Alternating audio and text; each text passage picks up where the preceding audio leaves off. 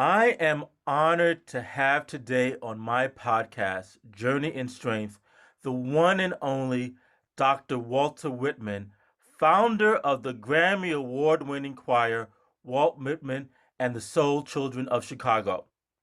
Dr. Whitman developed this world class performance group with the single minded purpose to utilize music as the motivator and catalyst to inspire young people throughout the world to have faith in themselves, each other, and God. To this day, the Soul Children of Chicago continue to serve the community as a non denominational, non-profit educational organization dedicated to enhancing the lives of our youth. And the objective and mission of the choir is so powerful: educate the minds, elevate the spirits, and illuminate the souls of our youth. Please welcome Dr. Whitman. Thank you so much, Dr. Julian Braxton. It is really a pleasure and honor to have you. I just want to say your music has inspired me. When I hear the songs, I just remember when I first heard the songs. Particularly, I think of "Perfect Peace" as uh, my testimony in so many ways. And I just would like to maybe begin, if you could just share with our listeners, tell me a little bit about your faith journey. My faith journey, so as Yes. in like from the beginning.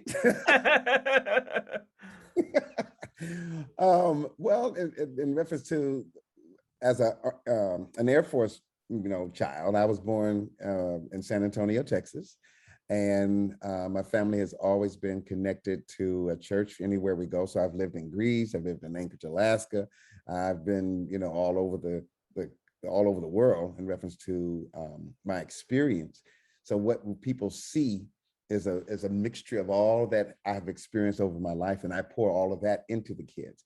And so, in reference to the spiritual growth, I'm very much one that desires to know a lot more. I mean, a lot about how do you connect with God? What is the ways to connect with God, and how to create that relationship in such a way that it impacts people wherever you go. So so whether I'm dealing with white or black, or I'm dealing with Jewish or Gentile, whatever.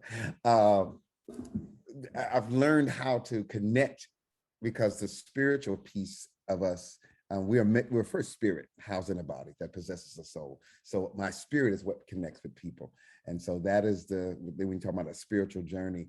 That has been my spiritual journey, to figure out, Lord, how do I connect to people? I mean, and connect to kids. Now, God has a sense of humor, because I didn't like kids like that. So it's just, so, yeah. He said, I'm gonna put you in the classroom. I'm gonna make you teach, and you're gonna be with the kids for the next 40 years. How about that? So, Well, talk to me a little bit about working with kids. I mean, your ministry really has impacted and changed the lives of so many young people in Chicago. Tell me about maybe a little bit that journey from the beginning. How did you form the choir, and what has been the reception of the choir throughout the years? well, the Soul Children started in 1981. I was teaching school at a Catholic school. And actually, I started as a minister of music at the Catholic Church, and they needed a school teacher. I wasn't trying to be a teacher, and teaching kids was definitely not on my radar. And so, but it opened up an opportunity. And what really started with the Soul Children, in reference to how we kind of formed as a school choir, was that I saw that the kids could really sing, and they imitated a lot. And Hmm. so when I saw them imitate, I tried to teach them, instead of teaching them as I call the little kiddie things, I started teaching them like I would teach an adult choir. And when I found out that they could sing in harmony, they could hold parts, they can do all of the other stuff, that's kind of what I built. That's when you hear the Soul Children, you hear a sound that comes from them that's a little bit more mature.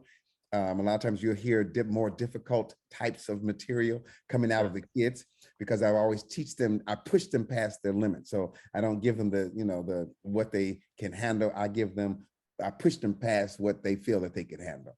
And so that's what you get from the Soul Children. And that's been our claim to fame. And so teaching as an elementary school teacher, and then taking them out of the school and making them a citywide choir, um, just expanded in such a way, like now, from 1981 to 40 years later, we're celebrating 40 years this year.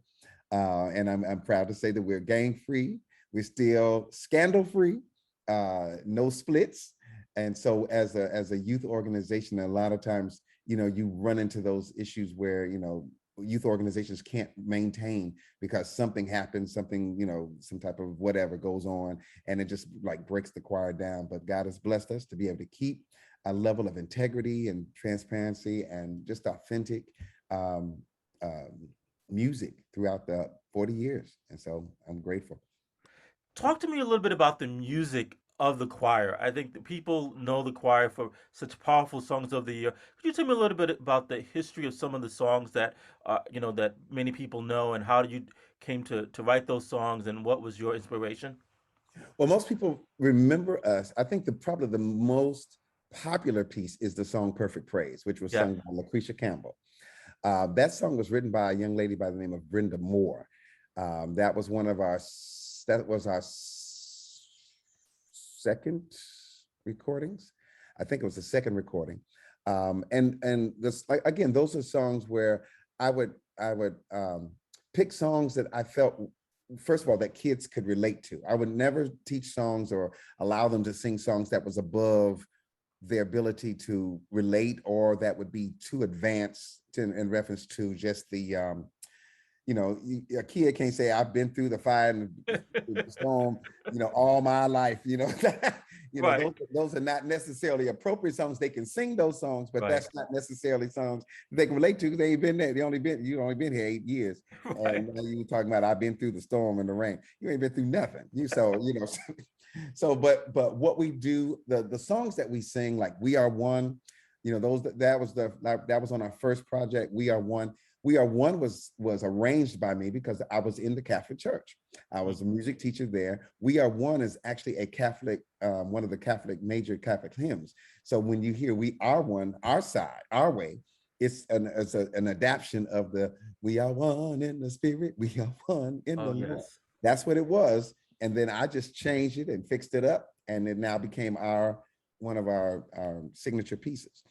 And so I do a lot of arranging, and so now we do a lot more cover tunes. We do a lot. We do a lot in the corporate community now. We do a lot more on our international side. So I'm very, very diverse. So we sing a lot in Hebrew. We're doing Jewish stuff. We're doing Ukrainian stuff. We're doing pop stuff. We're doing gospel stuff. So we're not limited. And like Perfect Praise, that now has been recorded by Kanye West. And Yeah. so as you see, it's been expanded, and Kanye West and his Sunday morning choir, Sunday church choir, whatever they do, they've been singing it, and it has become a staple in the church. It's been like a hymn in the book. In fact, I think it's in the hymn book now.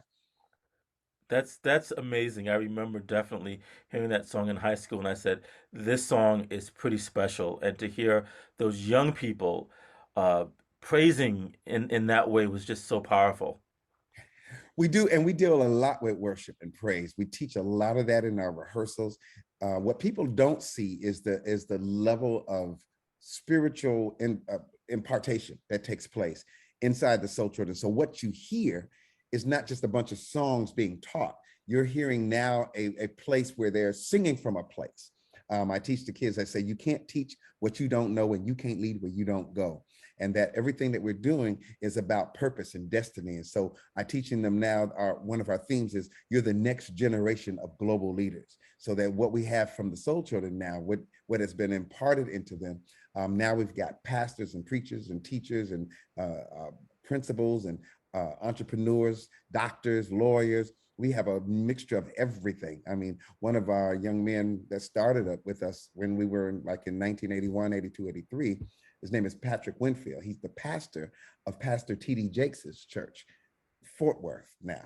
And so that young man started out in the Catholic school, um, was a third grader.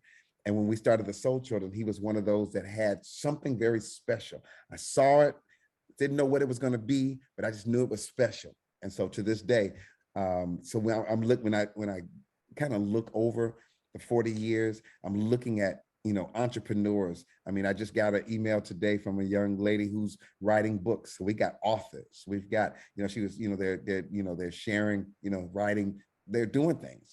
So we're training up leaders. And I know this story, and yet what I worry about is that the message coming out of Chicago is not this. When we hear sort of, the plight of young people in Chicago, there's a very single story narrative. And I automatically and go to the place of talk about what is happening in the lives of young people that is transforming them. And I always mention your choir. Could you talk about that tension that maybe exists within Chicago in terms of how young people are being depicted? Well, yes, post-pandemic, now we're dealing with a whole nother kind of level of stuff. The stress level of young people, the mental, where just kids are just at a place where I mean, it started early. I mean, it's been there, it's been coming, but I think what's now is there's a real, I I don't know, I don't the level of anger and apathy and all the stuff that's Mm-hmm. going on in kids right now. Like they don't care. It's like they don't care about life. They don't care about doing anything. A lot of times you're running into kids who are just, they feel stressed out. And I've even dealt with that even with the soul children, even though we do things, that mental stress has become a thing where now you're seeing kids, having suicidal thoughts. A lot of times we've never had, Black kids on the level now of thinking suicidal. I mean, we're as a Black people, I say, I'll shoot you. I'm not gonna hurt me. And then, we don't do the mass shooting kind of things and whatever, but we'll say like, if you get in the way, then, you might get hurt. But I'm going after one thing, where you have, other cultures, they think mass. So our kids are now, they're just angry and they're just Mm-hmm. shooting. We had lost a 15-year-old yesterday. There was another one. We had one of the gospel artists here in Chicago. I don't know. I mean, I don't want to mention her name, but her child just got shot in the head. I mean, yesterday they was giving him 15 minutes to live. I think he's still on the ventilator. But it's the violence in kids is so. I mean, it's intensified, and this is not just Chicago. It's No. all over. Yep. Chicago has just been they've just been pushed. They didn't push the buttons a little bit. They didn't went to a whole nother level of just shooting on the highway. They just carjacking, and these are young kids, 13, 14, 15, that are doing this stuff. It's crazy. Do you think there's a connection with that and maybe um, new data showing that there are more young people less connected to the church and less involved in sort of these programs that allow for leadership development? And I just wonder about some of those things.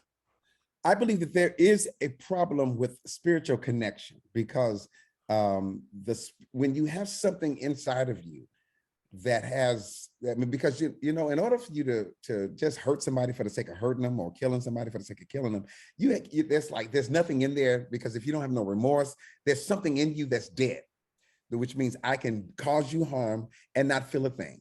I can be able to say whatever I want to say and not feel a thing. And so I believe that there is a problem with the spiritual connection of young people, and I think that is piece of the problem in reference to dealing with the pandemic. I mean, dealing with the mental stress. They don't know how to process nothing. They're sensitive, overly sensitive. Everything trips them out. Everything keeps them, take them off and put them in in another zone, and they start, want to fight, want to cuss, want to do all kind of stuff because there's like nothing in there. So anything that I think about, I want to come up with, I'll just say it. And so, yes, there is a spiritual disconnect, not just among kids, but among adults too. And I think that we're moving toward that, where people are becoming more atheistic, like they're thinking, like they don't believe in God. They've seen so much in the church that has been so disappointing, and people are the hypocrisy in the church, especially now with the climate of our nation. What's driving right now is evangelical movement of racism and stuff like that, and we're seeing it on a daily basis, and that turns you off because you're like, Right. this is the church. Why are y'all doing this? And my filters are off. So if I say something right now, this pandemic has caused me to be able to, I have to temper myself, because I will say it now, because I ain't, they didn't. 2020 has exposed everything. If you have 2020 vision, that's perfect vision. 2020 year has exposed everything from everybody. And so you cannot unsee anything because it's been exposed. So my filters are off. Well, I appreciate that because I think we need the honest, hard conversation. We need to face some of these issues in ways that we've not had to before because we're dealing with a situation now that we've never had to deal with before. Absolutely. The title of my podcast is Journey in Strength. And I guess my closing question to you is what advice would you have for young people, particularly in this time of all kinds of questioning, all the things you mentioned, low self esteem, questions about depression, lack of spiritual connection? What would you say? What wisdom do you have with your tremendous years in ministry through the children's choir? What would you say to get them to journey in strength? You know, and it's, you want to say get into the church. That, I mean, that makes the best sense. But the problem is that, you know, young people are not at church. A lot of times they're not going to church. And so, and then what they see in church pushes them away. So they don't even want to journey that anymore.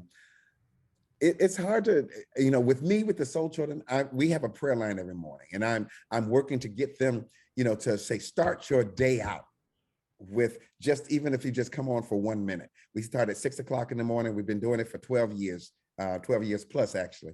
And, you know, what I'm trying to do, even with the Soul Children, is like, just get up and say, thank you. Get up and just pray and meditate, you know, for a short period of time. If you don't, you know, you're not going to get up there and they're not going to read the Bible, you know, for an hour. They're not going to pray for an hour. Oh God, let's do something. You know, they're not going to do all that, but they do, you know, kids are at a point where, you know, they are open to something, but it's got to be so real that they've been willing to at least try it. It's got to be, I say, you know, spirituality has to become sexy. And, you know, it has to be something that makes me want to, you know, get it. Because, you know, the old stuff ain't working. And we've got to admit that. The church got to admit it. I go to a church that's a mega church. And you would think that they would have a major youth department. And they got all the stuff. I mean, literally, they have spent money for the youth department that is empty.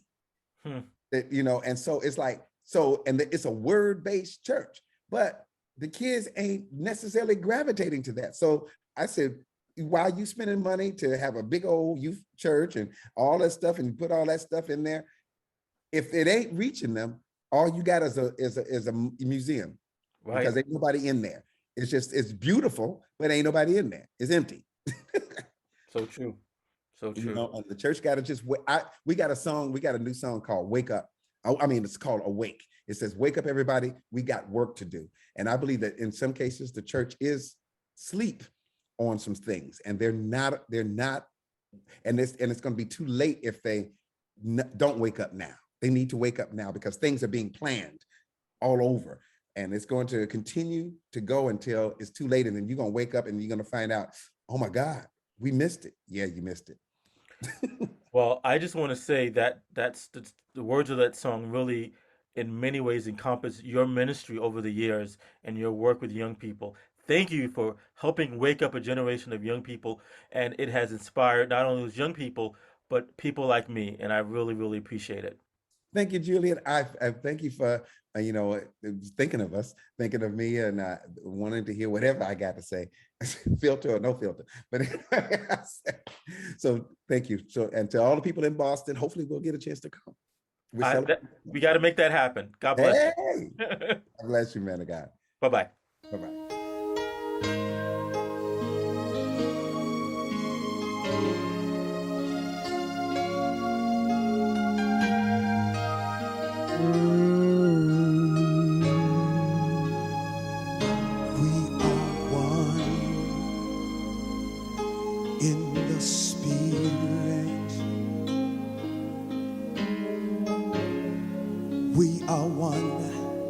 In the Lord, we are one in the Spirit. We are one in the Lord, and we pray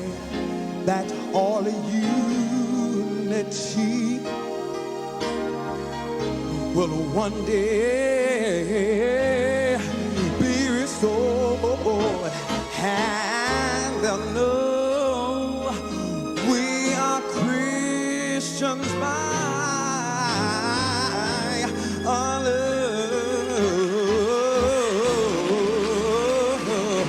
Oh, they'll know we are Christians by our love. Yes, they will.